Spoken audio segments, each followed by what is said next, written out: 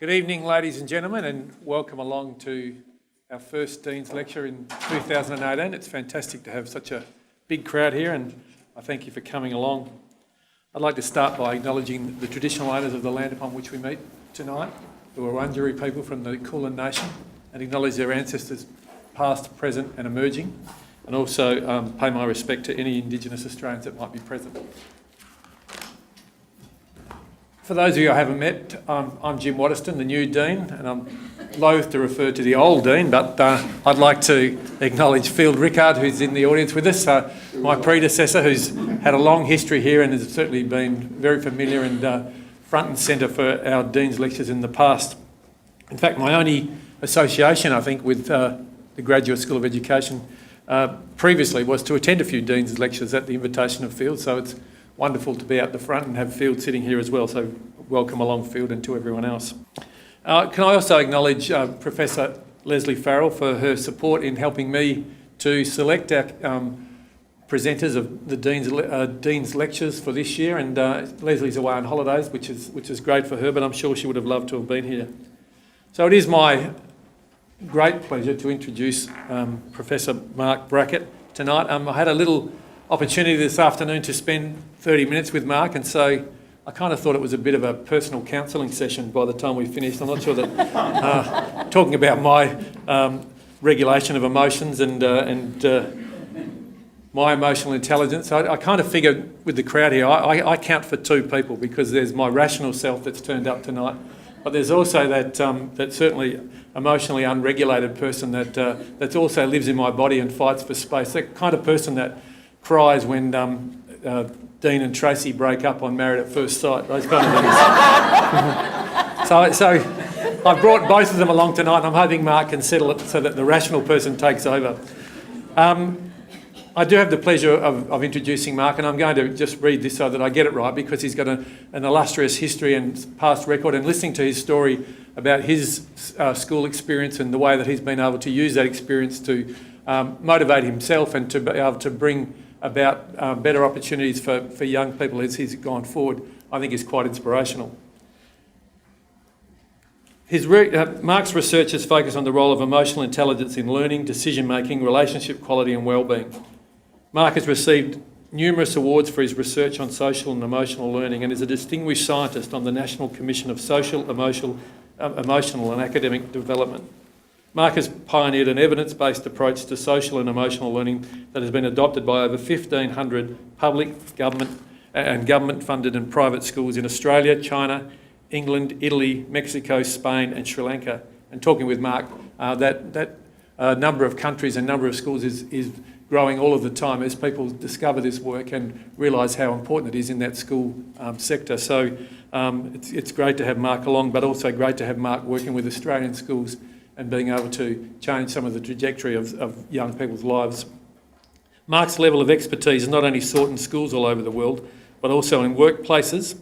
He regularly consults on with internationally renowned companies such as Facebook and Google. You may want to rethink the Facebook based on their use of data, but certainly Google seems okay at this point. On best practices for integrating the principles of emotional intelligence into training and product design. With Facebook, he has developed products including social resolution tools for adults and youth to resolve online conflict, and other resources to support high school students in leading positive change in their schools.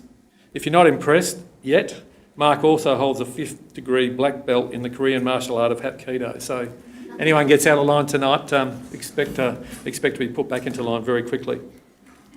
Without any further ado, I would like to, with great pleasure and pride and privilege in being in this position, invite Marc now to come forward and present tonight's lecture, Creating an Emotional Revolution from Schools to the Workplace in Society. Thank you, Marc. Thank you.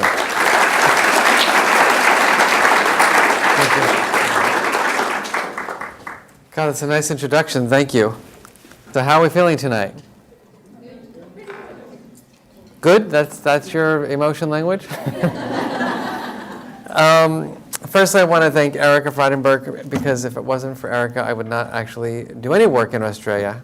We met at a conference in America about a decade ago and have become friends ever since, and I just want to acknowledge that. So let me just share with you a little bit about our center. the goal of our center is pretty straightforward. It's to use the power of emotions to create a healthier. How many of you believe, just for curiosity, that even in Australia, people could be a little bit more psychologically or physically healthier? All right, good. Equitable. How many of you feel like there's some need for equity in schools and workplaces and salaries and gender and race? Productivity for us is kind of a big bucket. Innovation, creativity, effectiveness in the workplace, in schools. And then finally, one of our major goals is just to make the world a bit more compassionate. Anyone think that we could use some of that now? In our own country, I won't even begin to describe what's going on. Forget about Facebook, we got bigger problems than that. All right. So with that said, I'm going to ask all of you to sit up straight, please. Get good posture in your seats. Now, most of you probably came to hear me speak because maybe you're interested in what this might look like in a school or a classroom.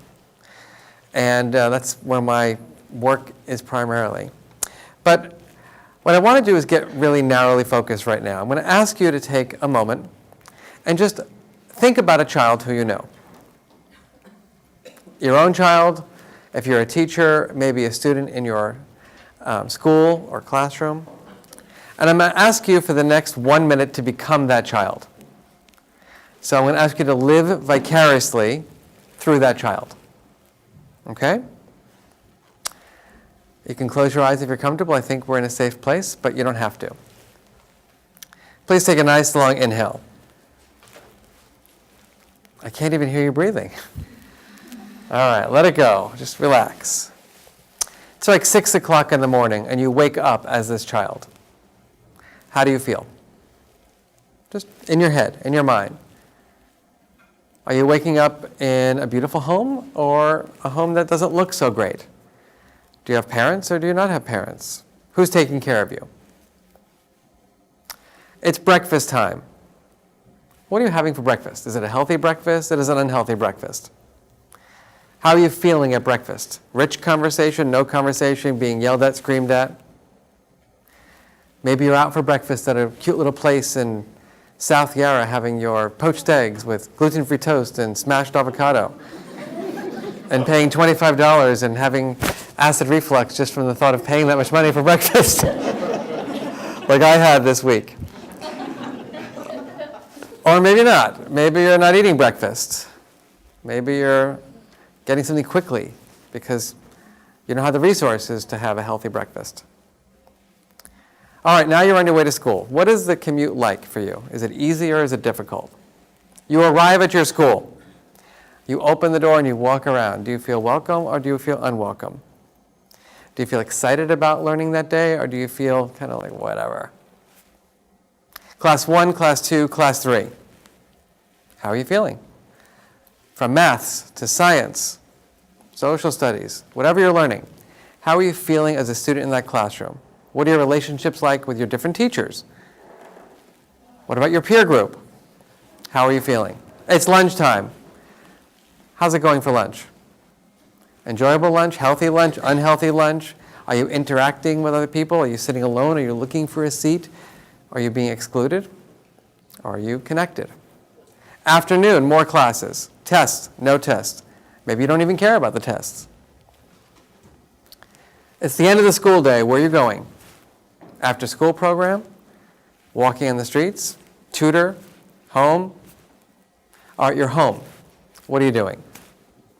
What's your evening look like? What does it feel like?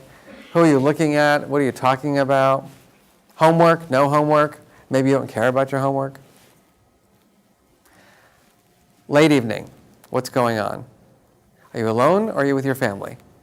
Are you interacting and having rich conversations about what happened that day? Or are you locked in your room texting and on social media? All right, it's time to go to bed.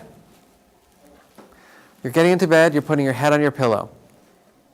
How are you feeling right before you go to sleep at night? So I know you're thinking, I want you to tell me you're supposed to be lecturing. But for the next 30 seconds, I'm going to ask you to turn to someone next to you, and I just want you to share what you saw doing that little reflection. Please go ahead.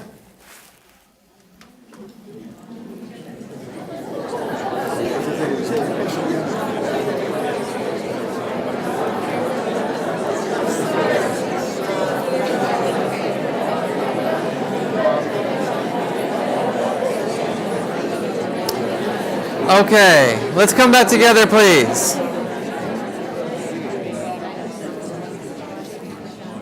So we're going to play a little game for 20 seconds. And that little game is going to be me watching people in the room raise their hands, and I'm going to ask you to summarize what you visualize in one word. What's one word that you would use to describe the emotional roller coaster ride of the child that you were visualizing? Okay, we're going to go. Sir? Conflicted. Conflicted. Someone else? Anxious. Anxious. Tumultuous. Tumultuous. Changeable. Changeable. Exhausting. Exhausting. Lonely. Traumatic. Overloaded. Bored. Frustrated. Recollection. Unsure. Predictable. Happy. We're going to stop there. We got one. Right. So, interesting thinking about that, right? I didn't ask you to think about a child who was traumatized or anything. I just said think of a child. But yet, many of us, as we think about children's lives, we think about their lives in school and beyond, and we come up with words like tumultuous and conflicted and etc. So I've been really curious in my own career about how people feel. And the reason why I was curious is because I never felt positive in school. I just didn't have a good experience. I was a kid who I had parents going through difficult times. I had older brothers. One had physical illness. The other one had mental illness. They left when I was a very young child. My parents were suffering because my mother blamed herself for my brother's misfortunes and lots of challenges. And I was bullied in my middle school. And so I didn't have a lot of positive emotional experiences, unfortunately, in school. And I've been curious to know, like, maybe have things changed? Like, maybe that I was an anomaly. So I did a study 2 years ago where I looked at 45,000 high school students across America, every single state. And we looked at government schools, and we looked at private schools and religious schools. And we asked these young adults, tell us in your own words, how does it feel to be a student in your school? And just write the words. Just write them out. We gave them to, we said, write 3 of them. And here's what we found in terms of the percentage. If we categorize them with objective ratings of kind of pleasant or unpleasant or negative emotions. Anyone have a guess about the percentage of positive to negative? 80-20. It was 75% negative, 23% positive. So then we looked at the data more specifically and we said, well, what are the top emotions? Anyone want to guess the top 3 emotions? This is in America, whether it sounds a little bit familiar here. Top 3 emotions. I have no idea what anybody said, so I'll just show you. Tired, bored, and stressed. We did get some happiness that came in 4th. Top 3 emotions, tired, bored, and stressed, and that accounted for the 75% pretty much. So ask all of you to think about that for a minute. How many of you believe that tired and boredom and stress is like a recipe for creativity and innovation? Think about it. And what's interesting to me is that it's not like I'm tired at 7 a.m. when I get up and go to school and I'm bored in class period 3 and I'm stressed at the end of the day. Think about what your brain is doing when you're tired, bored, and stressed, tired, bored, and stressed, tired, bored, and stressed, tired, bored, and stressed, tired, bored, and stressed. It's a lot of energy going into feeling unpleasant feelings.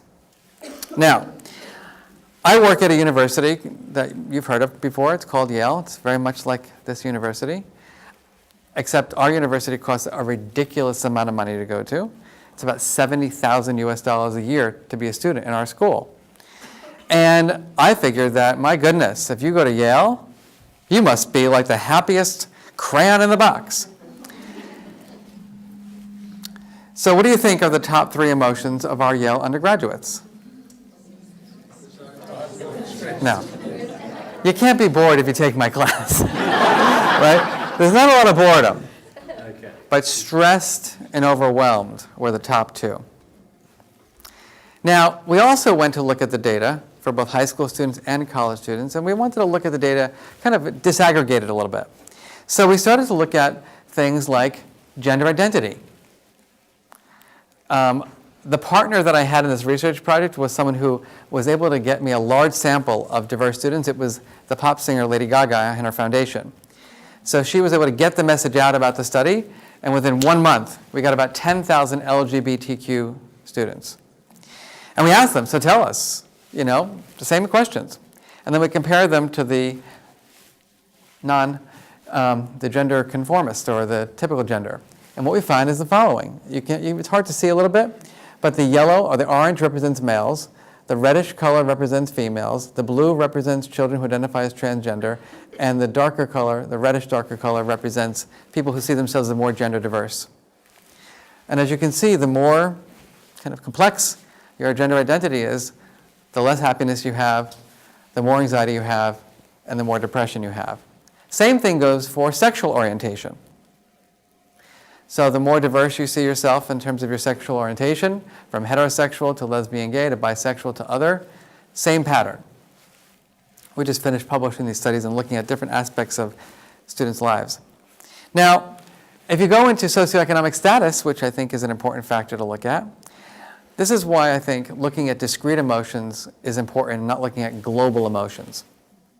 Firstly, in the paper that we published on the children who were tired and bored and stressed, the reviewer said, we can't publish this paper in the Journal of Emotion because tired isn't an emotion. I was like, everybody said they're tired. Like, I don't care if you want to call it an emotion or a feeling or a mood or a state or whatever. Like, that's what the kids are saying is what they're experiencing. So we'll call it something different. But nevertheless, we're not going to not publish the findings because we asked them how they felt and they didn't use what a scientist would say is a feeling. It's kind of interesting. It's a whole other story. I'm not going to go there right now because I'll get aggravated. So if we look at global measures of positive and negative affect, just global measures is a tool that's called the PANAS. It's the Positive and Negative Affect Schedule. It measures kind of global positivity and negativity. What you find is something quite interesting. The children who are at the lowest, this is a ladder of socioeconomic status. This is your lowest and this is the highest. They're feeling the blue, which are positive emotions, in general, about 35% of the time. Whereas if you're at the higher SES, you're feeling positive emotions about 60% of the time. That's a significant difference. The opposite is true for negative emotions. 55% negative emotions, and about 35% for the kids who are higher in SES. What I found really interesting was that we were really focused on the stress and boredom, because those were the top emotions. We didn't have tired in our surveys, because we also didn't think tired was a feeling, but nevertheless, that's what came up from their own words. But look at the the stressed and bored. Almost, think about that, stressed 85% of the time. And it only drops a little bit. Boredom, pretty flat. So what that tells us a little bit is that the stress and boredom is kind of ubiquitous in school. Whereas our general kind of well-being or positive or negative affect does seem to have more variability in terms of our socioeconomic status. Now, we asked more items in these studies. We wanted to look at different aspects of emotional life and different aspects of your school life. So because I was a kid who was pretty horrifically bullied, I wanted to know, do kids who have meanness and cruelty have different emotional experiences? Here's what you should know. Your answer to the question, someone has been mean or cruel to me in the last week, you're scoring that item. The correlation with that item and feeling hopelessness was 0.56. That's a pretty strong association between feeling hopeless. Think about it, not just tired and bored or negative emotions, but hopeless, despair, 0.56. On the other hand, saying I have positive relationships, I feel accepted and connected. I have engaging instruction, I'm hopeful and interested. What I'm learning is relevant and meaningful. That was the number one finding that we had, that the most positive emotions were associated with kids saying, what I'm learning is relevant and meaningful to my personal goals. Just keep that in mind as well. And then here's the college student data that I jumped ahead of and shared. Stressed, overwhelmed. I predicted they were going to be happy. They were going to be proud. But here is the state of affairs of a university where you're paying all that money to go to. And so because I teach these courses, I interviewed kids. And I said, what's going on? I'm not as smart as everybody else. I'm an imposter.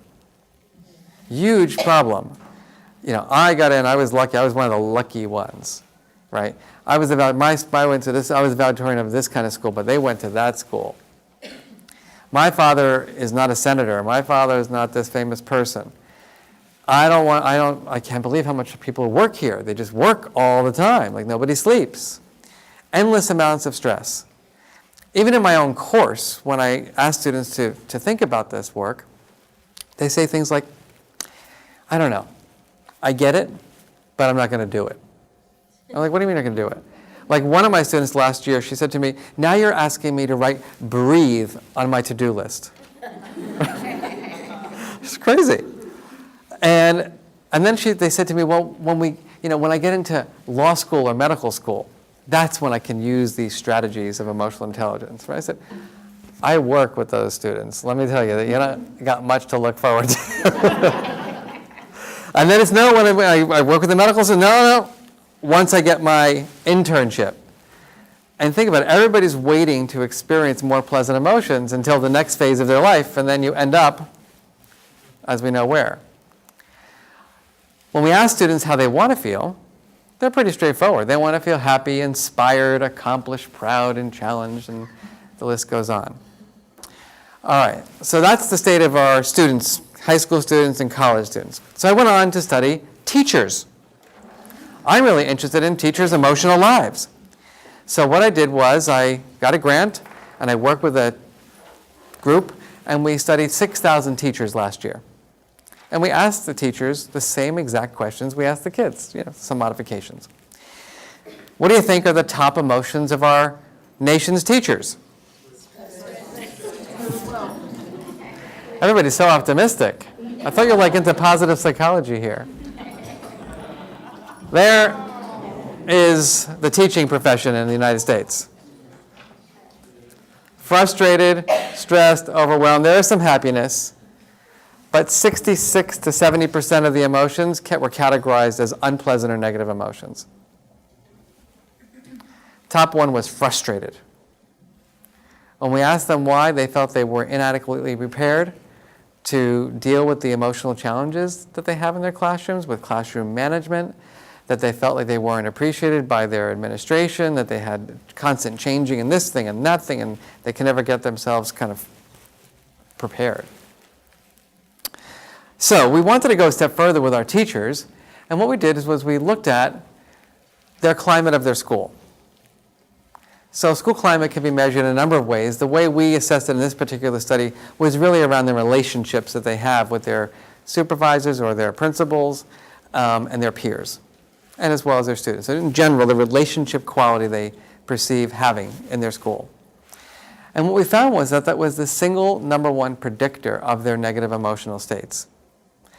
Unfortunately, it went a step further, which was that we used items from the Center for Disease Control and others to look at other kinds of what you might call outcomes or associations. And we found was indeed, unhealthy climate led to burnout, less job satisfaction, and it was mediated through that pathway of more negative emotions. But it went a little further too, because the teachers who were experiencing more negative emotions and coming from schools where there was a poor climate also said they're having sleep trouble. They also said they're having stress-related absence, like I'm taking a day off, like I'm not feeling so well, I don't really want to, stress is too much for me. And they're also reporting greater levels of anxiety and depression. Something to think about? I think so. Think about that. Tired, bored, and stressed for our kids. College students are stressed and overwhelmed. Teachers are frustrated, overwhelmed, and stressed. So how do you think teachers want to feel? I'll tell you. They, like everyone else, they want to feel more positive emotions. They want to be happy, and appreciated came up as a big one. I just want to feel valued and appreciated in my job. Nobody, I can relate to that. Like, the further you go in your career, like now that I'm a director of the center, I rarely get someone and say, Marc, thank you. I appreciate you. But it's sort of like, am I getting a raise? Right? And now with the millennials, right, it's like, excuse me, I thought I was going to be assistant director within the first 6 months. But it's like, wait a minute here. It took me 15 years. But nevertheless, happy, appreciated, excited, respected, supported. Now let's take a moment and think about this. Frustrated, overwhelmed, stressed, happy, appreciated, valued. I'm going to ask you to embody these emotions for a minute. Can I ask everyone to please maybe close your eyes again and take a nice long inhale? And I'm going to ask you to listen to my voice. Frustrated, overwhelmed, stressed. Frustrated, overwhelmed, stressed. Frustrated, overwhelmed, and stressed. Frustrated, overwhelmed, and stressed. Please take a nice, long, slow inhale and an exhale. I feel happy. I feel supported. I feel respected. I feel appreciated. I feel energized. I feel accomplished. You may open your eyes now. Did anyone feel the difference? It's like emotions are embodied, aren't they? So you can imagine what it's like for an individual who is in their school feeling frustrated, overwhelmed, and stressed all the time. It takes a toll on your body, not only on your psychology, but on your body. Now, I'm just going to share with you a little bit of our theory of change. So RULER is an acronym for the skills of emotional intelligence, and I'll get into that in just a moment. Essentially, it's about skills and tools and pedagogy. And what we've learned that if we really want to make a difference in a school, and I learned this the hard way, because I was a person who went into education because I wanted to pretty much save myself, like all psychologists do. And I wrote a curriculum for middle schoolers because I suffered in middle school. And I tried to implement it. I was like, if you know the show, the play Death of a Salesman? I am the Willy Loman of emotional intelligence. I would schlep through the streets with my little bags and my posters and my little curriculum books, and I'd knock on schools, and it was my uncle and me, because my uncle was an educator who inspired me, who was doing this work. And I tried to get these middle schools to do it. And all of a sudden, we had these words like alienation. Teach kids about, I was alienated all the time. I want them to know what it means and have strategies to deal with it. Anxiety, frustration, all those words. And the teachers back, and this is like in the mid-90s, they said things like, not my job to talk about alienation. I'm not going there. Or anxiety. My father was anxious. I'm anxious. I don't want to, if I talk, it's opening Pandora's box. It's all going to come out. It's going to cause all these problems. So I was like, all right, not working. What do we got to do? We got to get the teachers to develop their own emotional skills. Because how many of you had a formal emotion education? It's like, what does even that mean? Like an emotion education? It's like foreign language. All right, so we started building programs for teachers, and we had more success. I don't know about you, but I've met some interesting principals in my career.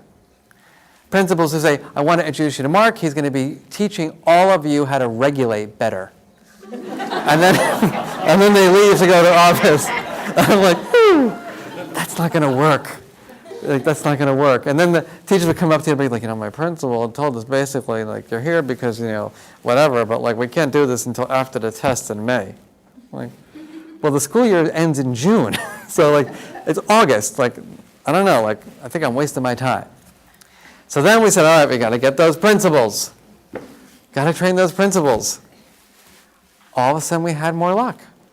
We had better implementation. We had better quality because the leaders were then living it and being the role models. And then the teachers were like, wow, my principal is actually regulating more effectively. I want to do that too.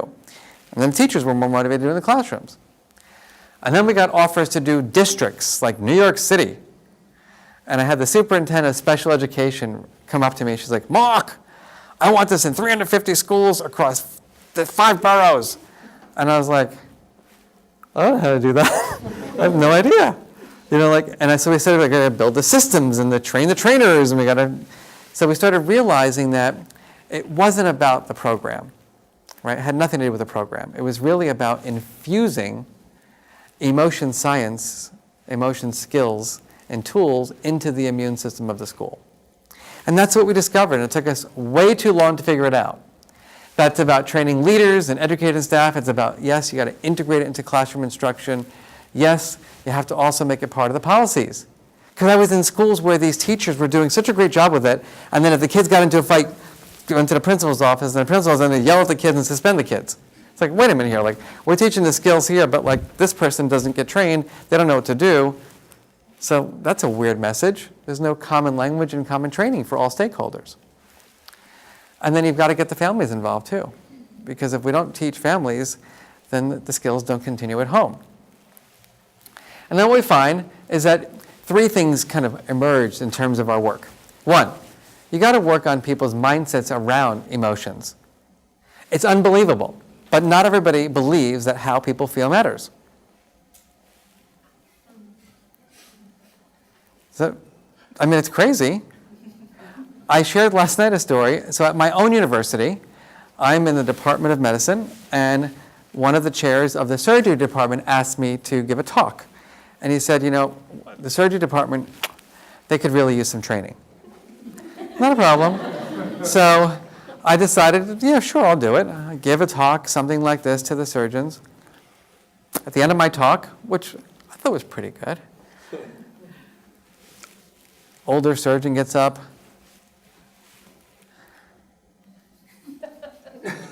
I'm serious. And this is what he says to me. Marc, what happened to Yale? Right? And I was like, okay, like, where's this going? And he goes, this is Yale. We're about producing Nobel laureates, not nice people. Right? This is the truth. I couldn't make this stuff up. I remember I looked over at the chair that I'm like, is this like a practical joke to see how skilled I am? And I decided, I got some facilitation skills. I said, does anyone else have a different feeling about my presentation? Another one of these winners stands up. And he looks at me and he goes, you know something, Marc? Here's what I learned. Sometimes you have to be a blank, because then people just shut up and listen and do what you tell them to do. All right. So now you know why I'll have a career that lasts, beyond my lifetime. And because if that's the mindset that person has, how do you think that person is treating people? How many of you want to work for that person? I'll show you some data on that in a minute. So it's about getting people on the bus. I call it the Emotions Matter bus. 2, it's about developing the skills. Right? There are specific skills, which we'll get into in a moment. But you can't just develop one teacher's skills. That's what I learned. Because they're in an ecosystem, right? If people around them aren't also developing, it's probably not going to have sustainability, right? That long-lasting effect. So you've got to shift that culture and climate. So it's about belief systems, it's about deepening the skills, and shifting the climate. And then my own and others' research shows all those outcomes that we care about come to fruition. You get better outcomes for teachers, you get better outcomes for kids. Now, the big question is, why do we care? That first piece around mindsets. There are 5 reasons why we care. Because 350,000 studies over the last 25 years have shown that emotions matter for a lot of things. The first is attention, memory, and learning. Think about it. How you're feeling right now is driving your attentional capacity. Right? If you're bored, your brain is trying to make predictions about something, and it's like, get me out of here. I'm going to think about what I'm doing next weekend. Because your brain wants to always work. It's built to be productive. But if it's not stimulated, it does other things. It goes in its own directions. Simple. If you're overwhelmed and stressed, right, you're having that fight-flight response constantly, which is adaptive, as you know, for short-term purposes. If I'm in the middle of a dangerous neighborhood, I'm going to check. I'm going to get on alert. I want to protect myself. But if I'm like this all day long in school, probably not the best for my health and well-being and my learning. it's funny because I go back in my own childhood and I say, why was I not a good student? I was a terrible student in my middle school, C and D student. I know you're thinking to yourself, how is that possible? Right? But the truth is, I am pretty smart. I mean, let's just call it what it is. But my emotion system overrode my cognitive system. I couldn't focus. I was like, get me out of here. Who am I going to get home safely today? Who's going to be my protector? That's what I cared about. I didn't care about the Roman oligarchy. Why would I care about that if I can't even get home safely? Decision making. We've done research, for example, with teachers, and what we've done, for example, is we've randomly assigned them to be in different mood states. Good mood, bad mood. Simple. Write about a great day while you're teaching, write about a really crappy day. It works like a charm to just do that quick mood induction. And then we gave the teachers in these different mood states the same exact essay to grade. Any thoughts about the differences in the grades? What we found was a 1.5 average difference in grades that the teachers assigned. Interesting. But more interestingly, because I kind of knew it was going to happen, because I understand the whole emotion cognition thing. But at the end of the study, I said to the teachers, do you believe that how you felt influenced how you graded? About 90% said no. They said, why would that, like writing about a good day or bad day, like why would that influence how I evaluate an essay? Like I do this every day. So what does that tell us? What it tells us, and other studies that we've since done, is that how we feel, right, has an influence over the way we think and the choices we make, but it happens oftentimes outside of our conscious awareness. Now I ask you to think about the implications for that in the classroom. Relationship quality. What we say is that emotions are signals. They tell us to approach or to avoid. Very simple. Anyone here ever work with someone who looks like this?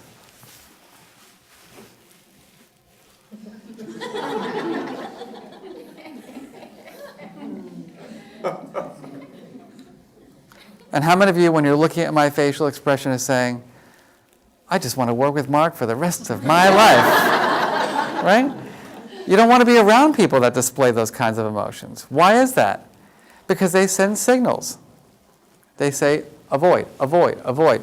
He doesn't care. He's not respectful. He thinks he's got more power. The problem with this is that when it comes to being emotionally intelligent with children, it actually sends the reverse message, right? They make that kind of face. It makes you want to stay away. But what are they really saying? I need help. I need support. So it's an interesting dilemma. Physical and mental health. What we've learned in our research, now we're doing this big study across my state of Connecticut with 12 universities. Because what the aggregate data show across all of our universities is that every year for the last 6 years, there's been a 20% increase in undergraduates seeking mental health treatment. At Yale alone, if you're an undergraduate at my university, 50% of you will seek mental health treatment before you graduate. That's a lot. That's a lot of counselors and a lot of support. Now going back to mindsets for a minute, I find that very problematic. Other people don't necessarily agree with me at my university, which makes me angry. I'm working on my regulation. Now, why they don't agree is kind of interesting in and of itself. But think about that. Every year for the last 6 years, 20% increase. So I presented that finding to the child psychiatrist in our university. And one of the responses was, well, Marc, it's obvious. We got, huge mental health problems. And as a matter of fact, our department predicts that we need to train a minimum of 8,000 more child psychiatrists over the next 10 years. And I looked at this guy and I'm like, my job is to put you out of business. Like, I don't understand, like, if that's your mindset, like, we're just going to train more child psychiatrists to deal with all the stress and mental health problems, but we're not going to think about, like, what's going on? What are people drinking in the water? What is the systems like that are supporting these kids? We got some problems. And finally, performance and creativity. I ask you to think about your own performance and creativity when you're tired and you're bored and you're frustrated and you're overwhelmed. It's tough. Now, life, by the way, is replete with negative emotions. I mean, I'm angry a lot these days. I'm just lucky that I have a lot of strategies to help me manage it, and I perceive injustices as opportunities. It's a very different way of appraising it, however, than most people, unfortunately, who don't have the strategies. What we find among high school students is that if they don't have the strategies to regulate, they tend to give up more faster. They tend to not persist. So people think oftentimes that it might be the grit that pushes them forward. And while grit is an important factor in people's lives, what I find in my research is that it's not the predictor of their creativity and their academics.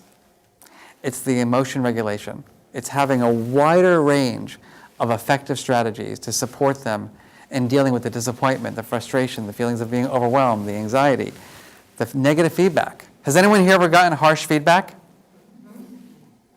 Like someone tells you they don't like your performance? It can be really difficult, can't it? I had someone in my own town near me, a superintendent, say, "I don't like your approach." And I was like, "I don't like you." Not a problem. We don't have to work together. You can damage all the kids in your district all you want. I have strong feelings about this stuff, as you can see. 10 years of therapy was not enough. So the big question I think people have is, what are the skills? When you think about people who are emotionally skilled, like what are the underlying skills? And that's where the theory of emotional intelligence came about. And I was just very blessed that when I was searching for who I was and trying to figure out what I was going to do with my life, I approached two people. And they were both these theorists who were the founders of the theory of emotional intelligence, named Peter Salovey and Jack Mayer. Peter is now the president of Yale, and Jack Mayer is a professor at the University of New Hampshire. And interestingly enough, when I applied for my position, to go to graduate school, I got rejected from Yale. I didn't have the SAT scores or the GRE scores for graduate school. I didn't have the grade point average because I was not a good student. So they weren't going to make the bet on me. It's interesting, when I got my full professor and tenure and the president gave a speech, I was like, just want you to remember, like, you rejected me 15 years ago. He's a close friend, and I'm very privileged now. When we think about the underlying skills, what are they? Right? It's about accurately recognizing emotions. Let's think about that. Identifying emotion by interpreting facial expressions and body language and my own self-awareness in terms of what's going on in my body, what's going on in my mind. It's about understanding the causes and the consequences of emotion. Like, why am I feeling angry? Why am I disappointed? What's the theme for stressed versus overwhelmed? Disappointment versus anger, jealousy versus envy, ecstatic versus excited. So that means you've got to have the language to describe the full range of emotions. Nuanced, specific. We say you have to name it to tame it. It's knowing how and when to express emotions. There are rules around expressing emotions, aren't there? Cultural rules, family rules. I walk into schools all the time, and it fascinates me about the different rules that are happening. I went to one school recently in Philadelphia, and the assistant looked at me and she goes, "What are you doing here?" I said, "I'm here to see your principal." "Go sit over there." Not a problem. Not a problem. What was interesting is that when the principal came out, he's like, "I overheard that." I'm like, "It's kind of interesting, right?" And he goes, "She really needs your training." I said, "Well, we should talk about it." So, and then I go to other schools, and you're like, "Morning, welcome, oh my goodness, da-da-da." Totally different feeling, right? That's a feeling at a cultural, climate level. We also express our emotions based on our temperament and our personalities. I'm more introverted than people think I am because I do these kinds of speeches. So people think, "Oh, he's so outgoing. He's going to want to go to a bar and party." I'm like, ugh. I want to disappear, right? I don't even like people.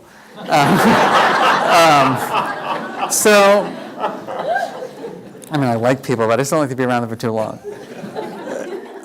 It's just individual differences. You got to respect it. So lots of things influence this work. I have two older brothers, and it's like we came from different parents, it feels like. I'm super comfortable now talking about my feelings, as you can see. Like, it's just who I am. It's what I do. My older brothers, successful. One's a scientist at a pharmaceutical company. The other one's a doctor. They came to hear me speak once because they really didn't know what I do because they were older and they weren't around when I was a kid, actually. And my one brother, after my presentation was over, he's like, "What are you doing?" Right? And I said, "Well, what do you mean?" He's like you just share too much. Like when you talked about mommy being neurotic and daddy being angry and how you were bullied and this and this and this and this. Like people should not know about that you. People should not know that about you. And they went a step further. My one brother looked at me and he goes, "You know something, Mark? Here's the deal. I don't think your center's going to do well if you keep talking like this in public. And to take it further, people are going to think you're weak." Think about that. My older brother, people are going to think you're weak.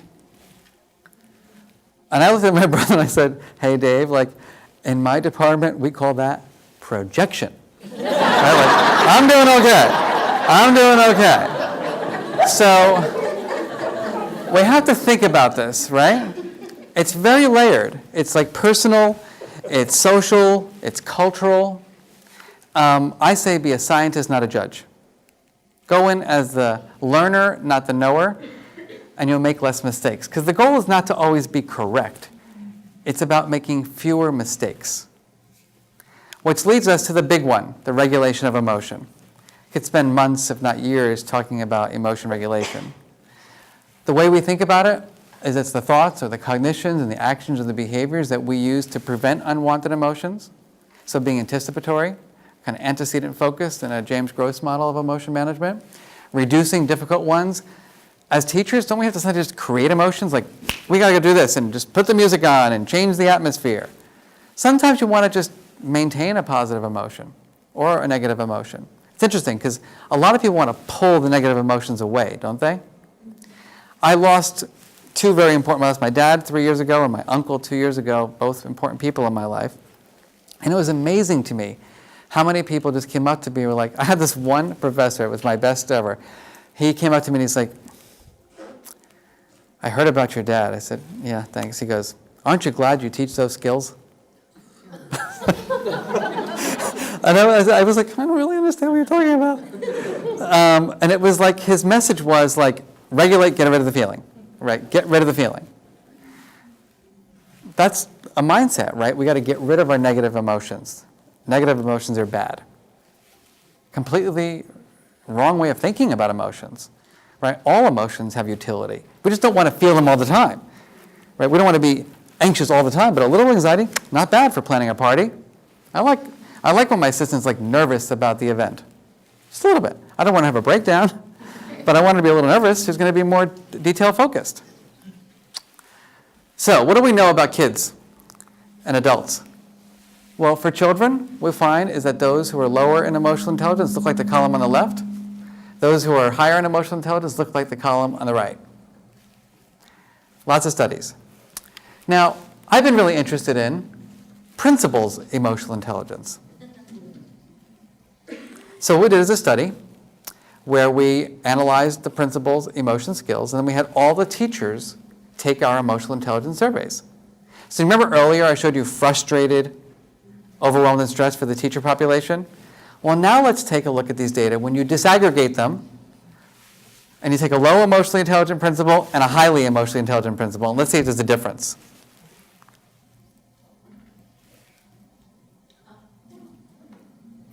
Who do you want to work for? Those Wordles are quite different, qualitatively, aren't they? Look at that frustration level. You can't even see happy here. It's not that it's not like the highly emotionally intelligent leader just wipes away all of your negative emotions, right? They're just fewer, but they're also helping you experience more positive emotions. So let's look at that in more detail. Look at that. About 3.8 versus 4.4 in terms of general positive emotions. How about job satisfaction? About 1.5 points difference in job satisfaction. How about, I want to get out of this teaching profession? 1.5 points difference. And then we looked at, which I don't have all the data here yet, is that if you have a principal who's high in emotional intelligence and you embed the principles of social and emotional learning into your school, is it even different? And look at that. What you get is that the low EI principle that does not infuse social and emotional learning has teachers who are here around job satisfaction. The high SAL implementation with a high EI principle, almost 2 full points difference. Do they resonate with you as a faculty and staff and teachers of education? I think it's kind of interesting. So let me wrap up my presentation by just saying a few things. 1, RULER is an acronym that stands for the skills of emotion. It's also the approach that we have built to teach emotional intelligence. I'm going to briefly run through some of the things that we do. 1, we see traditional approaches focusing more on buying a kit and having rules and having behavior modification stuff and assemblies and weekly lessons and typically poor implementation fidelity. Where we say, you got to have theory. You got to have some evidence base. You got to involve everybody. You got to shift the mindsets and build the skills and create a positive climate. You got to infuse a developmentally appropriate system into the school. It's got to be culture responsive. You want to think about how this enhances learning standards. Integrate into a school's mission, vision, and policies. It's got to be customizable. So we have a school here, Girton Grammar, who is our first school here in Australia. When they came to Yale for 2 days of training, and they came back and they made it their own. It was mind-blowing to me. They used the tools, but they made them their own. And we now have some other schools like Mentone Grammar and others have come on board now. And what we see is that if it's a kit, it doesn't really honor the teacher. As a professor, I would be irritated if someone said, here's your new curriculum. Go do it. I don't know, that doesn't feel like you value me or that you trust me. So why don't we give people the skills and the tools and the strategies and show them the ways to integrate it, but then help them make it their own. And that's aligned with the way we think about the field of social and emotional learning. That it's about instruction, it's about school-wide policies and learning, and it's about family, community, and standards. So RULER is a set of tools that look different across different schools. The first one is called the Charter, which is focused on building a positive climate. The second one is called the Mood Meter, which focuses on building self-awareness and social awareness. The Meta Moment is our tool for managing difficult emotions, and the Blueprint is for social problem solving and perspective taking. So it looks like this. Too many rules, not enough feelings. That's my theory. Too many rules, not enough feelings. Ask people how they want to feel and create the learning environments where they feel that way. This is an example of 2 schools. That's a high school in New York City. That is an elementary school in Harlem, New York. The teachers in that school want to feel supported, appreciated, peaceful, interested, empowered, understood, appreciated, etc. Think about that. Ask a principal asking their teachers, how do you want to feel? And then helping to create the environment where everyone can feel that way. At the classroom level, this is a 5th grade classroom. They want to feel confident and creative and focused and ecstatic. Some schools get very creative with this. At a high school level, they want to be spirited and united and respected and determined and empowered. The Mood Meter helps build social and self-awareness, building that emotion vocabulary, integrating what we call feeling words into the curriculum so that every year students are learning age-appropriate, more advanced words to describe their inner life. So that by the time they get to middle school, they have 25 emotion concepts for that Mood Meter. It's also about teaching teachers the role of emotion science in learning, that different emotions are useful for different types of learning activities. It's also about developing strategies to manage the full range of emotions, to feel more or less of different emotions. You can see how it integrates directly into the curriculum, doing text-based analysis using the Mood Meter, making it personalized, integrating it into art. Just amazing things that you can do with this work that you just can never plan. As a matter of fact, in one of the schools that we work with in Seattle, the woman who was in charge of attendance was trained in the Mood Meter. And every time a kid comes in late, she plots the kid on the Mood Meter, asks them how they're feeling, and then she says, well, let's go to the strategy wall. You're probably a little flustered. You seem flustered. You seem a little frustrated because you got here late. Let's give you a strategy so that when you get to class, you can be more present. Pretty good. We even developed an app for that. We have a third tool we call the Meta Moment, dealing with those difficult triggers. The meta moment says, let's think about activating our best possible self. Think about that. When you're tired and you're hungry and you're overwhelmed and you have no resources left, we find you need a little extra support to regulate. Activating your best self and our new experiment shows that you tend to choose a more adaptive strategy when that happens. Some schools have these exercises where we're reaching for our best selves. Obviously, the list goes on. There's a tool for problem solving because oftentimes when there's conflict, right, it's not just about you, it's about the relationship. We have to repair that relationship. Sometimes it's cultural differences, sometimes it's just misunderstanding of each other's emotions. At the high school level, we get a lot more personal. Thinking about, like, who am I? Where do I want to go? What's my vision for my high school career? With relationships, with academics, with extracurricular, with sports. And what are the skills to get there? I'll wrap up by saying just a few last things. One, this is a process. It's not something you purchase. Obviously, you need lots of training, and you have to take it slow. So Girton is in their 7th year, I think, at this point, and it's still a work in progress. It's still teachers leave, teachers come, different heads leave, come and go. Mentone is in their 2nd year, I think, or 3rd or 4th year, right? It's a process. It's about making it part of the immune system, not about doing it. It's not like, I don't care if you have a mood meter poster on your wall. I care that every kid in that school has the ability to label his or her emotions. I care that every kid in that school has strategies to manage them.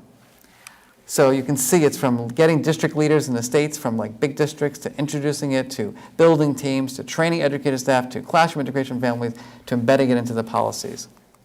Lastly, we have data on this. There is good data to show that doing this work makes a difference from student outcomes to teacher outcomes to classroom level outcomes like bullying in the school to just observable videotaped analysis of the positivity or negativity in the classroom climate. So let me wrap up. Last slide. 1, in our view, emotions are pretty darn important. Let me get a quick raise of hands. Is Melbourne that different? How many of you believe that emotions matter? Your hands are like this. It's like, come on, I need confidence. All right, I should make you do the vocal tone for emotions matter. Second, oftentimes emotional intelligence is seen as a soft skill. That makes me crazy. It's also seen by economists as non-cognitive. I don't even understand what that means. I just don't get it. Right? Your emotion system, my dear Dean, and your cognitive system, they're in the brain together. Right? They're inextricably linked. They can work like this, or they can mesh, and you can have one system inform the other, and vice versa, to help you achieve your goals. Third, it's never too early or too late to develop these skills. I promise you. I always say if I were to try to learn, let's say, Chinese right now, the areas of my brain responsible for hearing that tone and building that vocabulary or the understanding the symbols, they're just not there like they would have been when I was 10 years old. You can always learn a new word to describe your feelings. You can always try a new strategy to help you manage your emotions more effectively. Fourth, there are creative ways to do this. Ruler is just the approach that I spent my life developing. There are many approaches that are evidence-based, that are effective. You have some of them here in your own country. And finally, I have pretty big goals in life. Whether they come true or not, I'm not sure. I do believe that emotions are the other side of the report card. I think that we spend way too much time thinking about maths and literacy and other subject areas, and that if we spent more time thinking about children's emotions, that not only would they become academically successful, but maybe, just maybe, their dreams would come true. Thank you.